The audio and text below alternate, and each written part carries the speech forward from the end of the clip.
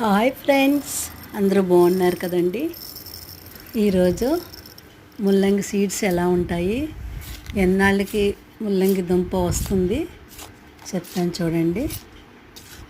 ఈ ముల్లంగి సీడ్స్ అండి. ముందుగా మట్టి అలా తవ్వుకొని సాఫ్ట్గా చేసుకొని అలా పెట్టుకోవాలండి. హోల్స్ వాటిలో ఒక్కొక్క గింజ వేసుకొని ఒక 6-7 రోజుల్లో మొక్కలు వస్తాయండి. ఇవి దుంప బాగా తయారవ్వాలంటే 2 months పడుతుందండి. మధ్యలో అవసరం వస్తే నేను అప్పుడప్పుడు తీసేసి వండేస్తుంటానండి. ఇదిగోండి వేసాను.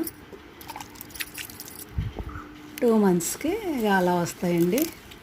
చక్కగా సాంబార్లో వేసుకోవచ్చు, చట్నీలు చేసుకోవచ్చు, ఫ్రై చేసుకోవచ్చు అండి. ఇందులో బంగాళదుంప వేసి ఫ్రై చేసుకుంటే చాలా బాగుంటుంది ఫ్రెండ్స్.